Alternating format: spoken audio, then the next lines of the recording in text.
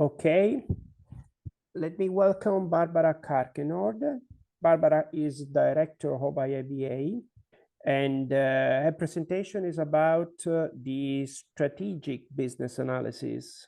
So, Barbara, we understood that as a business analyst in the complexity planning from a strategic perspective, the change is key. Can you help us to understand better what means to be a strategic BA? What is a strategic plan and what contribution can the BA give from a strategic perspective? I hope so, Michele. I'm so happy and grateful that you invited me to join today. Thank you. I will say hola para Espanol. I am in San Sebastian, not too far from you, and happy to be here and talk about strategic planning. Michele may have already shared this with you, but a great quote that the 20th century will be the century of complexity. You hopefully all know about the IIBA because you're in the chapter, and we're very proud of the work that we've done. Michele was a huge contributor at the international level, and I know at the local level, so I always enjoy working with him. So what I wanted to do today was give you a high-level definition of what a strategic plan is, and really talk about who creates it, how it gets created, how it gets communicated, which is the most important part of it, and then how PMs and BAs, but primarily business analysts, should be involved. One question that I would ask you is, do you know your organization's strategic plan? Have you read it? Have your leaders given you talks about it and explained it to you? If not, first thing I would encourage you to do is try to find out, get a hold of the plan, read it, and learn about it, because we really need to understand the plan for our organizations. So why do we create a plan? Well, an organization needs a plan, just like a project needs a plan or any kind of initiative. And we want to, at the strategic level, make sure all stakeholders have the same vision of the future, a common future goal that we're all working towards so that we're all going in the same direction. The plan is also used for decision making. So when new opportunities come to the organization, maybe another company approaches your company and wants to merge, the way that your leaders decide if that merger is a good idea is by looking at their strategic plan and saying, does this fit in with our goals? Is this going to help us get closer to our goals? And so it drives approval of programs and projects and really sets the tone for the whole organization moving forward. One example of the importance of a strategic plan and clear goals is if one employee or one business analyst thinks that the company is trying to increase profit, but another employee thinks the company is trying to save money, they will approach project work very differently. So if we don't have the same clear goals, we're not going to get collaboration and consensus as we move forward on our projects. One of the difficult things about strategic planning is there are many different ways that you can do it, and there are many different terms that are used. I'm sorry that I'm speaking in English and using English, but it is the only language that I know. But even, within English, there are lots of different words that people use. So I thought I would just give you some of the terminology and help you realize that there's just some core components that are always part of a strategic plan. So here's kind of the general components, and I put them in a pyramid here. At the top are the vision and the mission of the organization. What do we think the future is going to look like, and how are we going to get there? And then the values of the organization. What is it that we value as a company or as an association or as a government ministry? And then kind of that middle level are the goals, or you will hear people call those the objectives. Specifically, what are we trying to accomplish? Are we trying to grow the company larger? Are we trying to move into a new country or demographic? What are we trying to accomplish? And then imperatives are things that you might think of as programs or portfolios, kind of high level areas that the organization works in. And then at the lowest level, where we actually get the work done, are the projects and the products and the capabilities. And we also have metrics, right? At that low level, they can be financial metrics, but there's also lots of other types of metrics that we can try to use. Macaulay and I have been involved in the strategic planning for the IIBA. And as you can imagine, an association, we're not a for-profit organization. So our financial goals are about, being reasonable, using a good use of money, and being stable. But most of our goals are around member engagement, making sure our membership get the services that they need, offering our certification programs. So metrics are different for every organization, but very important to understand. So I'm going to go through each one of these just briefly, give you a couple examples. So the vision and the mission, you'll hear or read some different definitions of these, but generally this is where your executives are trying to look into the future. What will the world look like in 5 or 10 years? And what is our purpose in that world? What do we hope to achieve? And oftentimes the mission statement describes how we would like our organization to fit in this new world, or how will we achieve our purpose.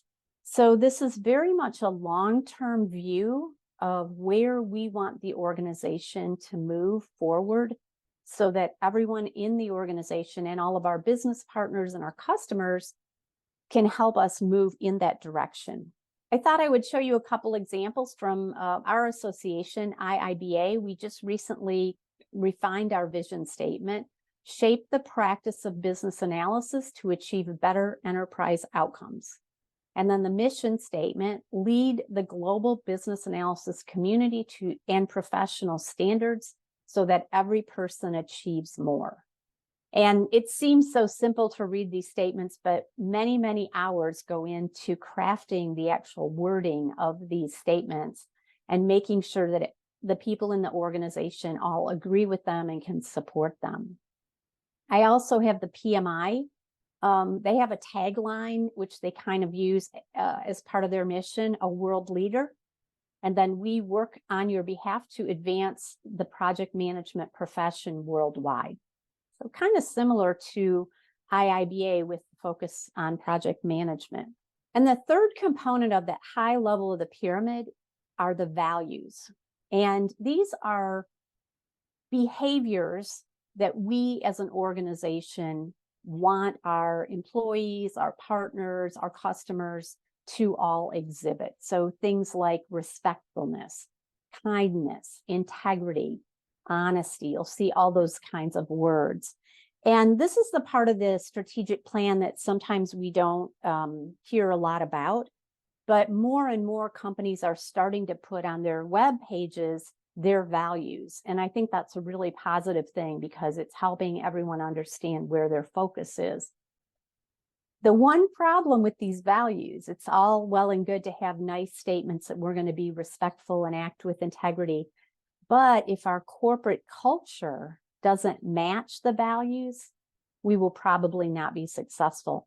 Peter Drucker, who's written a lot of business books, said culture eats strategy for breakfast. And what he meant by that was you could have a great strategic plan, a great mission, vision, but if internally in your organization, you don't have a culture that matches your values, for example, if people feel fearful about losing their jobs or they get blamed for mistakes, they're not encouraged to try things, then you're probably not going to be able to achieve your strategic plan. And this is another area where I think business analysts really contribute a lot. We have a strong set of values, and the IIBA if you want to go ahead and go to the next slide, I'll show you that. The IIBA values: respect, kindness, and integrity and community. And so I think BAs having these good quality values help impact the whole company. Everyone we work with, they watch how we work. We listen, we're good listeners. We're considerate. We consider everyone's opinions. We tell the truth, and we try to do what is right and work with excellence. So as we behave in using these good values, we help the organization.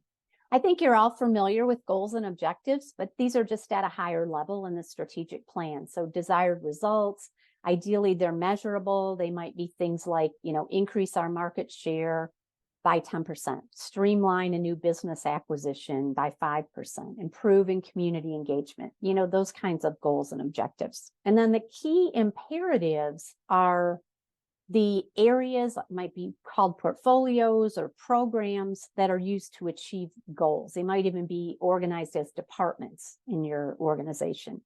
Things like in IIBA quite a few years ago, we needed some IT infrastructure upgrades. And so we made that one of our key imperatives because we knew our goal was growth, but we couldn't grow without having a strong IT infrastructure to support that growth. We might have things like an area that works on expanding global reach. In the example of IIBA, we have departments now, we have multilingual versions of some of our standards. We have people that can respond to different languages and customer support. So that's a global initiative. Now, the way that the strategic plan works is hierarchically. And I've got a couple examples just to show you. Usually starting with the mission statement and then moving forward, you will see, and you should see, a diagram of your strategic plan. Now, a lot of plans don't have this, but this is a place I think BAs can really help their executives because we could help them diagram out. It's really traceability, just like requirements traceability. We start with the goal and then we go down. I wanted to show you this one because some of you may be familiar with the Miro board that's available, and some versions you can get a free version of this. It's just a very great whiteboarding tool. They have a template for strategic planning, and this is what that looks like. Another example, and you can really draw these diagrams in any tool, is there's a goal on the left-hand side, and then you see to get to an increased market share, this organization has 2 imperatives. And then the bottom imperative has 2 initiatives. And then the initiatives go down to programs and all the way down to projects. So every bit of work that we do as business analysts on our day-to-day jobs should be able to be traced back up to the strategic plan and the core goals that we're trying to achieve. If you don't know how your work traces back up to that strategic plan, I would recommend that you talk with your managers and your executives and try to understand that. Make sure that they can clearly tell you, how does the work I'm doing get us towards our mission? Now, also part of the plan is how it's going to be tracked. So we often use key performance indicators or KPIs that will show the metrics that we're going to measure towards our progress. And you see a lot of executives having dashboards so they can monitor how many products are we selling in a particular area, what country, what is our penetration in a particular country or region. So those are important parts of the strategic plan also. So who is involved in building the strategic plan? Traditionally, many organizations would just have the executives of the organization sit down. Maybe they go offsite and they have a retreat and they say, this is what we're going to do. And they write down some notes, right? The good news is that what we're seeing in many organizations now is that executives are recognizing that they need to bring more stakeholders to the table. So some organizations are bringing in representatives of their business partner community, of their suppliers and their vendors, maybe even some customer representatives. And what I would like to see is some business analysts at the table also, where we have a great perspective that we can share with the executives to help them to develop a plan that's going to be doable. So of course, the organization executives need to be there because they are setting the vision and the goal for the future. You oftentimes also see companies hire consultants. There are consultancies that focus on helping people build strategic plans. And a big part of what they do is facilitate conversations. Well, facilitation is one thing business analysts do very well. So I would encourage you, if you're interested and you're a good facilitator, to offer your services to your executives for strategic planning. Offer to facilitate some of the conversations that they need to have. The strategic planning process typically uses a planning framework and a lot of collaboration. Collaboration is something we're very good at as business analysts. In addition, we're used to using frameworks, and I'll show you a couple of those in a minute. So the strategic planning process is actually very similar to what business analysts do on our projects every day. We look at a current state on the left-hand side, and we look at the ideal future state on the right-hand side, and we figure out how we get there. I know Michele was showing you and talking about the business analysis competency model with the aspects of the current, the future, what is the change, right? This is exactly what strategic planning is. It says, here's where the current state of the enterprise is, here's where we want to go, how are we going to get there? And the current state analysis, again, something business analysts are very experienced at. The BAWI2023, we actually have a knowledge area called strategy analysis. I'm sure many of you are familiar with that. And the task is called analyze the current state. We usually, in our projects, only do it for a small part of the organization, but you can use the same skills to do it for the entire organization.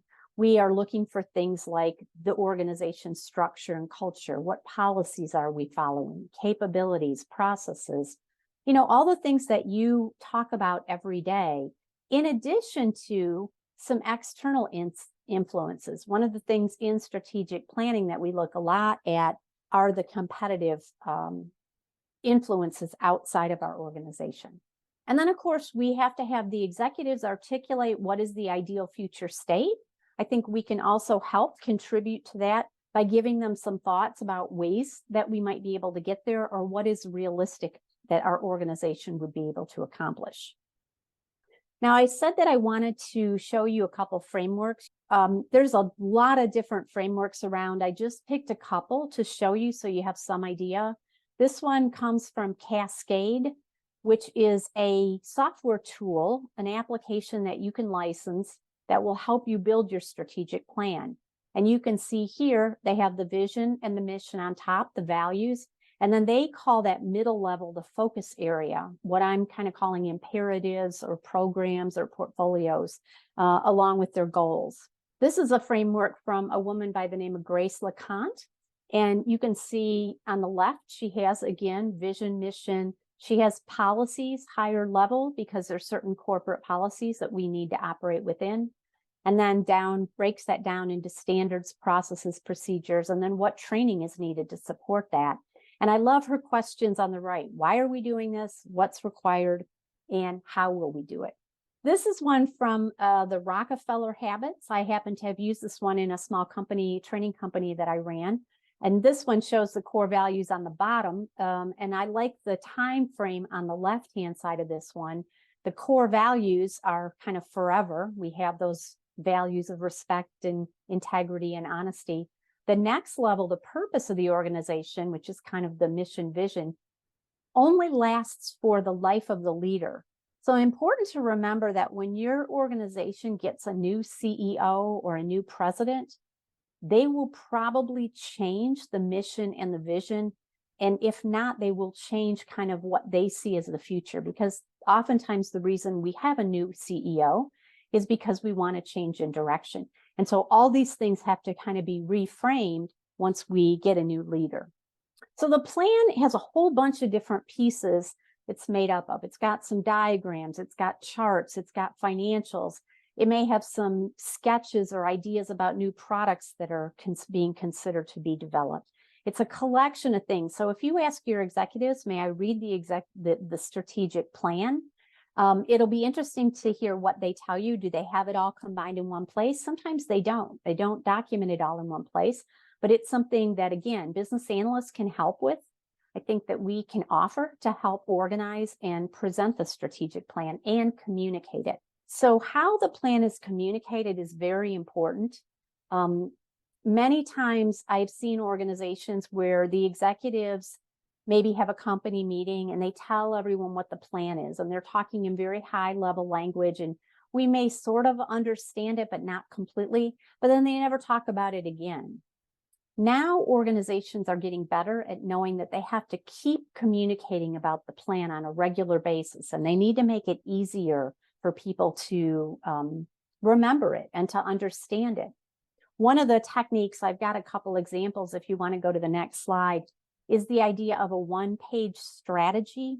And this comes from Gartner. They've been doing a lot of work in this area where they're trying to get companies to put together an overview of their strategy in a one-page summary so that people can be reminded of it. It doesn't replace all the detailed information that we oftentimes need to know, but it's a reminder to help people think about keeping their work aligned with the strategy. I have one more example if you want to go to the next slide. I think this one is cute. It's from a city, it's a municipal government that wanted to be a smarter digital city. And you can see, and it's small to read, but in the little bubbles, they've got descriptions of the things that they're going to do, like making Wi-Fi available to everyone and having people answer the phone, the little woman on the left, when customers or citizens call with questions. So just a way to let people know, your customers, your business partners, your employees, this is our structure. This is where we're trying to go. And so the audience for the plan is something that we can encourage our executives to be understanding of.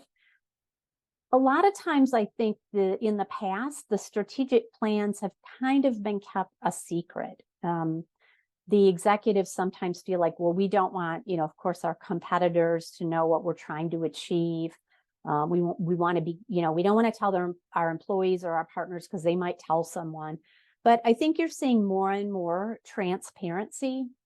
And this is just my opinion about who should be informed about the plan. So the vision, the mission, the values, that should be very public. And you're seeing most companies now put those things on their website. That should be right out there for all of our customers, all of our partners. Everyone should be aware of. The middle level, those goals and imperatives and programs and portfolios, we need to share with people like our business partners and key stakeholders, because oftentimes we're not doing them by ourselves. We're doing them with suppliers and vendors and partners. And so we need to make everyone that we work with clear on those things.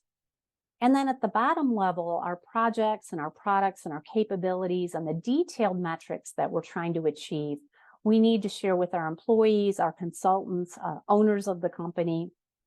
And so, if you think about communicating, and they say in marketing that it takes 7 times for someone to really remember something, this plan needs to be constantly talked about and constantly referred to so that people can continue to align their work with it. So how should BAs be involved? I've mentioned several things. I would love for you to participate in the process, especially if you work at a smaller company. You probably will have the opportunity. Let your management know that you're interested in helping, that you could be a facilitator, that you could participate in terms of bringing some information to the group.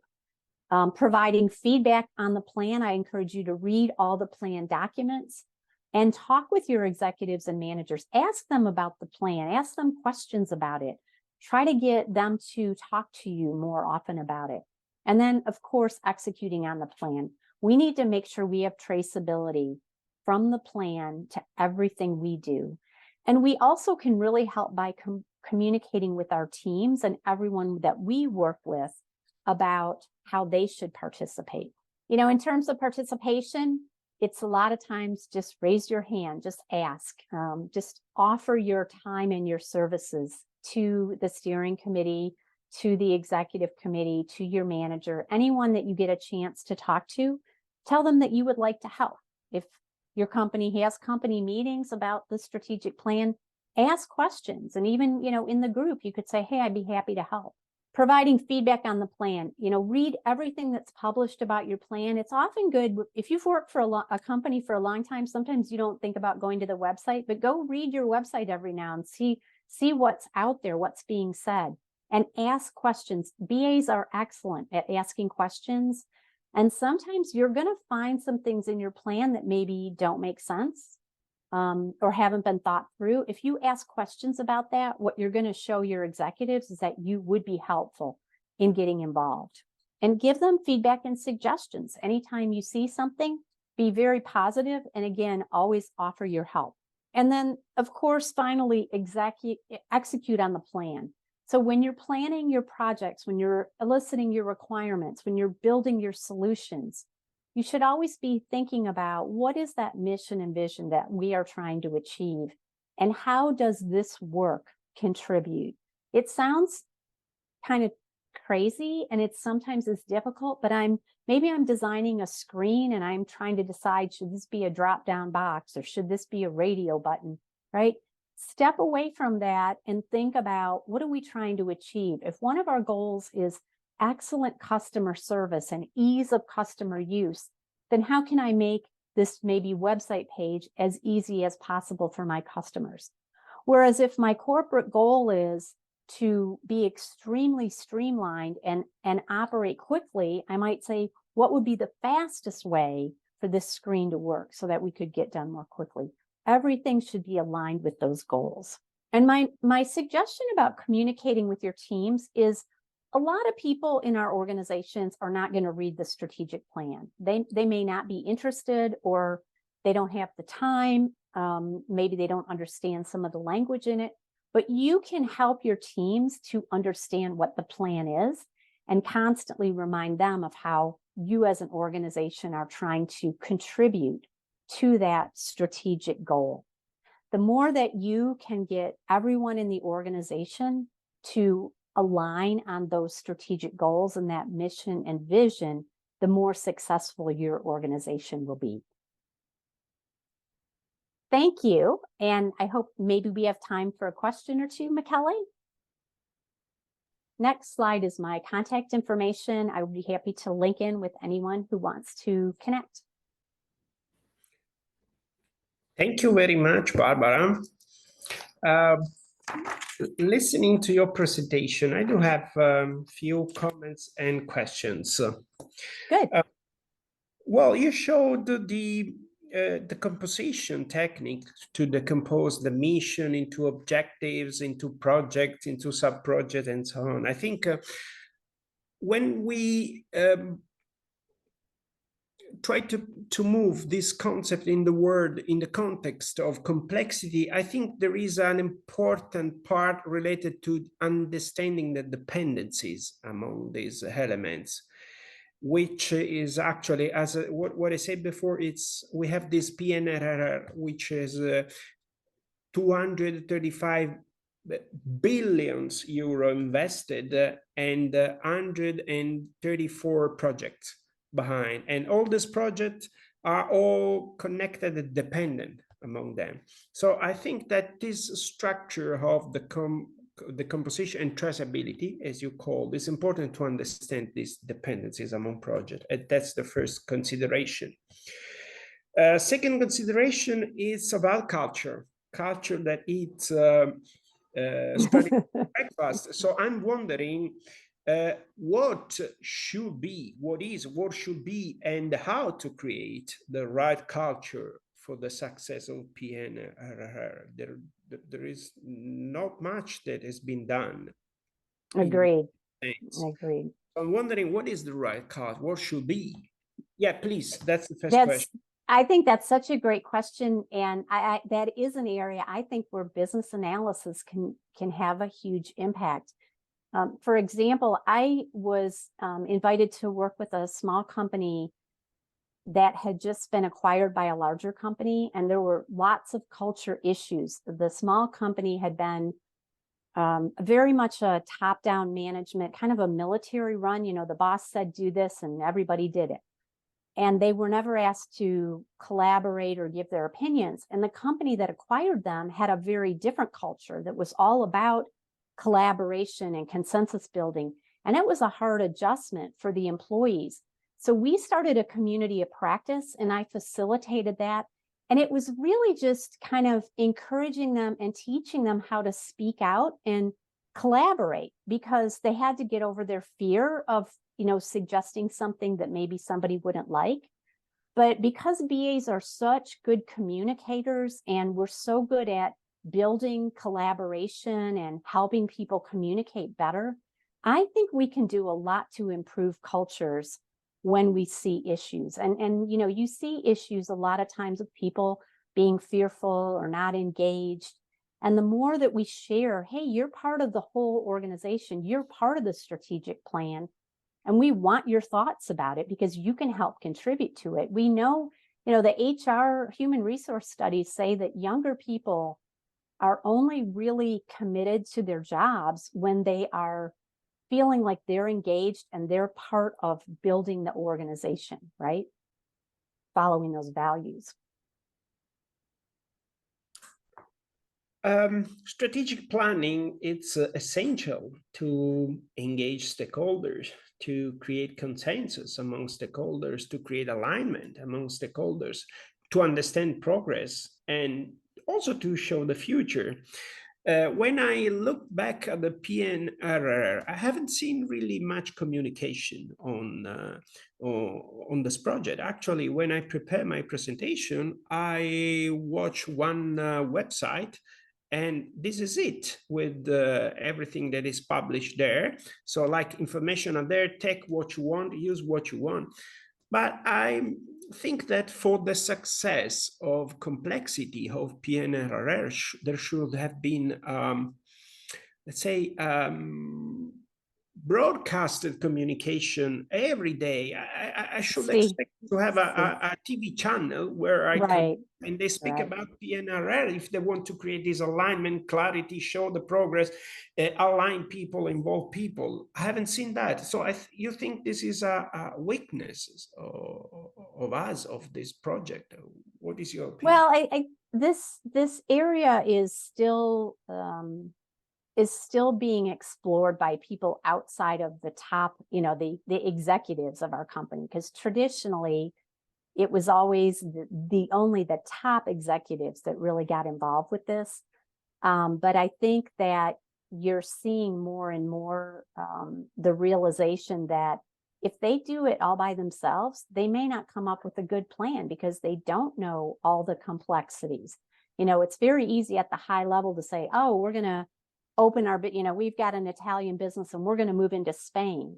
There was one story actually where Walmart, which is a huge retailer in the United States, tried to move into Japan, and they failed miserably because they didn't understand the Japanese culture and the way Japanese people shopped.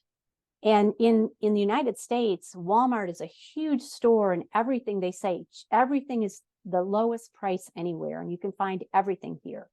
But it turns out Japanese shoppers like to go to a lot of different shops and look for the best prices and the best items. It's kind of like they consider it like a treasure hunt. And having everything all in one place didn't make any sense for them. So it failed miserably. Now, had Walmart invited some Japanese people into their strategic planning, they might have realized that earlier and not wasted a lot of money on their launch there. So I think that we should have been involved and engaged from the very beginning of this project. I agree. Citizen, as BAs, as professionals, whatever you want, but it's more secret. Yes. Okay, thank you, Barbara. Let me see if there are any questions from the audience. And yeah, I've seen some people have had some troubles. They found your speech too fast. Oh, I'm sorry. I'm sorry. But don't worry, there will be the possibility to look back at the recorded video on our YouTube channel. So it's not really a problem. You can watch this video back. Let's see if our volunteers have any questions. Are there any questions on the chat? No, no question of the chat, but I have one, if I can. Go ahead. And my question is this: in a complex context, what should be the life cycle of the strategic plan? How can or should the strategic plan be subject to changes and updates? Excellent question. Excellent question. This is another area that's changing, I believe. Traditionally, organizations would build a plan, maybe a 3 to 5 year, even a 10-year plan. But now things are changing so much faster in the world that organizations still try to have a long-term vision, but they're doing much more shorter-term planning. Even the IIBA, we always did a 3-year plan. And now we're kind of more focused on details around the first year, and the second and third year are a little bit fuzzy.